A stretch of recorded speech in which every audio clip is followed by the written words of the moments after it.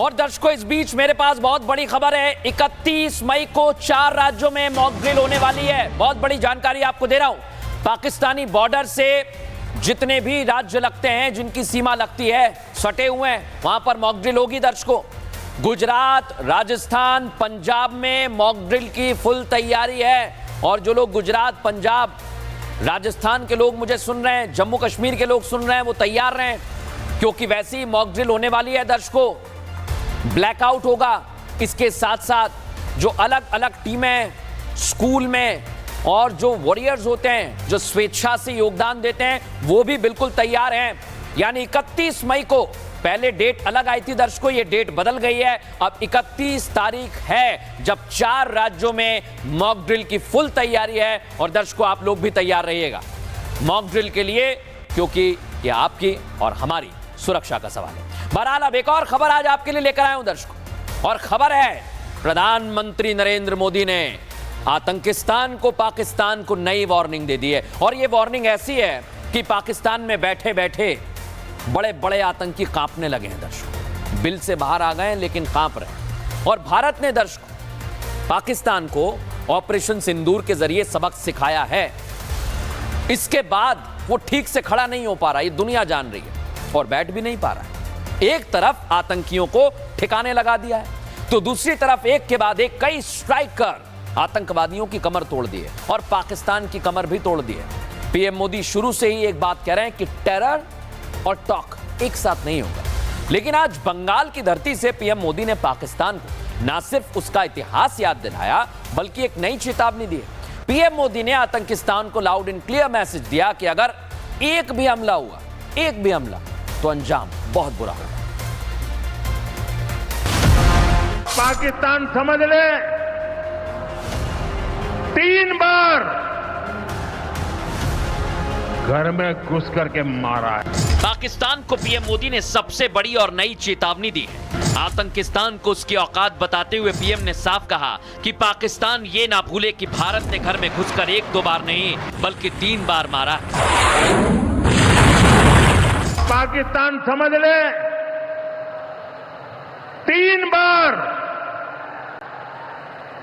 घर में घुस करके मारा है। 40 करोड़ भारतीयों का ऐलान है। ऑपरेशन सिंदूर अभी खत्म नहीं हुआ है। सर्जिकल स्ट्राइक हो या फिर एयर स्ट्राइक और फिर ऑपरेशन सिंदूर, पहलगाम अटैक के बाद पूरे देश में गुस्सा था, और भारत ने ऑपरेशन सिंदूर चलाकर न सिर्फ निर्दोष लोगों की हत्या का बदला लिया, बल्कि आतंकियों को जहन्नुम में भेज दिया है। बंगाल की धरती से पीएम मोदी ने पाकिस्तान को चेतावनी देते हुए साफ कर दिया कि भारत पर अब आतंकी हमला हुआ तो दुश्मन को बड़ी कीमत चुकानी पड़ेगी। पहलगाम हमले के बाद अब भारत ने दुनिया को बता दिया है, भारत अब आतंकी हमला हुआ तो दुश्मन को उसकी बड़ी कीमत चुकानी पड़ेगी। इतना ही नहीं, पीएम मोदी ने पाकिस्तान का इतिहास, भूगोल भी खोल दिया। जिस तरह बंटवारे के बाद पाकिस्तान ने आतंकवाद फैलाया, वो किसी से छिपा नहीं है। जब से वो अस्तित्व में आए हैं, तब से ही उसने सिर्फ आतंक को पाला है। 1947 में बंटवारे के बाद से ही उसने भारत पर आतंकी हमला किया।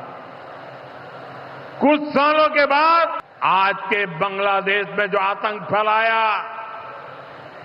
पाकिस्तान की सेनाओं ने जिस प्रकार बांग्लादेश में रेप किए, मर्डर किए, वो कोई भूल नहीं सकता। पाकिस्तान भारत से बार बार बात करने की अपील कर रहा है, विदेशों में जाकर बात करने की गुहार लगा रहा है, लेकिन भारत का रुख साफ है, आतंकवाद और बातचीत साथ साथ नहीं हो सकती।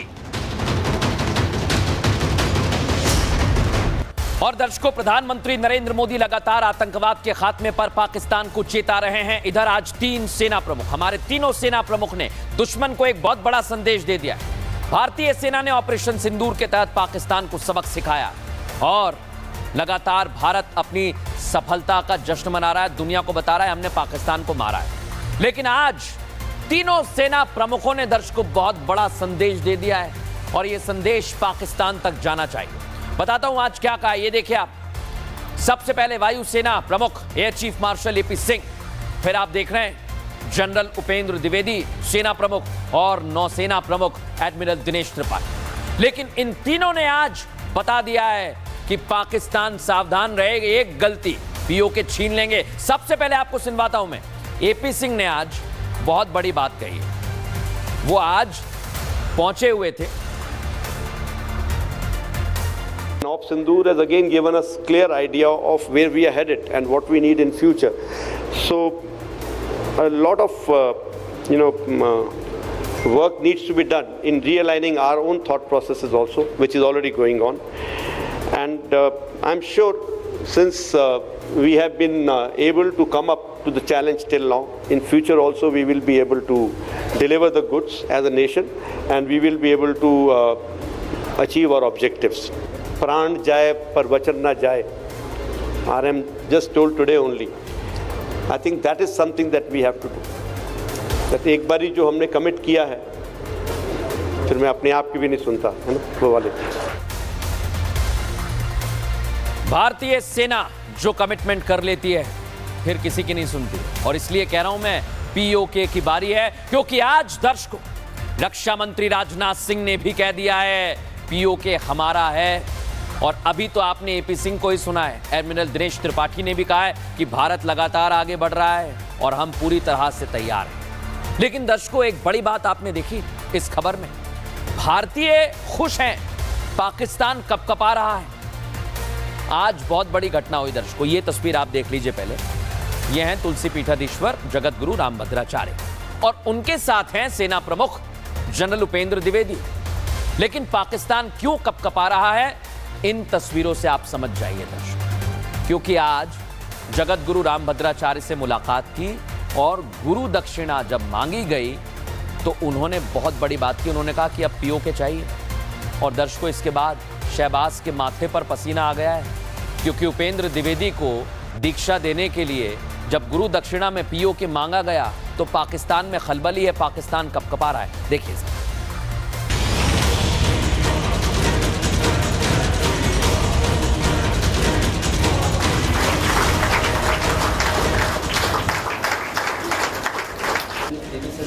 जगत गुरु रामभद्राचार्य और सेना प्रमुख जनरल उपेंद्र द्विवेदी की मुलाकात सुर्खियों में आ गई है। न सिर्फ भारत में इसकी चर्चा है, बल्कि शहबाज शरीफ और मुल्ला मुनीर भी डर के मारे कांपने लगे हैं। वजह है गुरु रामभद्राचार्य का गुरु दक्षिणा में उपेंद्र द्विवेदी से पीओके मांग। उन्होंने मुझसे वह राम मंत्र की दीक्षा ली, जो दीक्षा ले सीता जी से जो मंत्र लेकर हनुमान जी ने लंका पर विजय प्राप्त की थी, वही दीक्षा मैंने दी। भगवान राम की तपोभूमि चित्रकूट पहुंचे उपेंद्र द्विवेदी ने जगत गुरु रामभद्राचार्य से दीक्षा ली, और दीक्षा उस मंत्र से ली जिससे आतंकिस्तान भस्म हो जाएगा। रामभद्राचार्य ने बताया उन्होंने राम मंत्र की दीक्षा दी जो मां सीता ने भगवान हनुमान जी को दी थी, जिसके बाद उन्होंने लंका पर विजय प्राप्त की। मैंने उनसे दक्षिणा मांगी है कि मुझे पीओके चाहिए, पाक अधिकृत कश्मीर हमें चाहिए, यही हमारी दीक्षा है। जगत गुरु ने जिस तरह गुरु दक्षिणा में पीओके मांगा, उसके बाद साधु संत भी समर्थन में आ गए हैं और एक सुर में कह रहे हैं पीओके हमारा है और वो भारत का हिस्सा बनना चाहिए। हम अपेक्षा करते हैं सीडीएस महोदय से कि पाक अधिकृत कश्मीर भारत में शामिल हो। पाक अधिकृत कश्मीर सबका यही एक भाव है कि निश्चित रूप से पाक अधिकृत कश्मीर अब भारत का हिस्सा होना चाहिए, भारत के नक्शे में उसको दिखाया जाना चाहिए। ऑपरेशन सिंदूर के बाद देश के लोग एक ही मांग कर रहे थे कि पीओके लेना चाहिए, और अब जगत गुरु रामभद्राचार्य ने सेना प्रमुख से जो गुरु दक्षिणा मांगी उसके बाद पाकिस्तान की हवाइयां उड़ी हुई। इधर रक्षा मंत्री राजनाथ सिंह ने पाकिस्तान को आड़े हाथों लिया है। दर्शकों पीओके को लेकर कह दिया है ये भारत का हिस्सा है, यहाँ के लोग खुद अपने आप को भारत का हिस्सा मानते हैं और एक दिन पीओके खुद बोलेगा कि मैं भारत हूं। सुनिए जरा। प्रधानमंत्री नरेंद्र मोदी से लेकर रक्षा मंत्री राजनाथ सिंह तक भारत ने पाकिस्तान को यह साफ कर दिया कि पीओके पर भारत का रुख साफ है, पीओके हमारा है और उसे दुश्मन से लेकर रहेंगे। पीओके स्वयं लौटकर कहेगा, मैं भारत हूं, भारत ही हूं, मैं वापस आऊंगा और वापस आया हूं।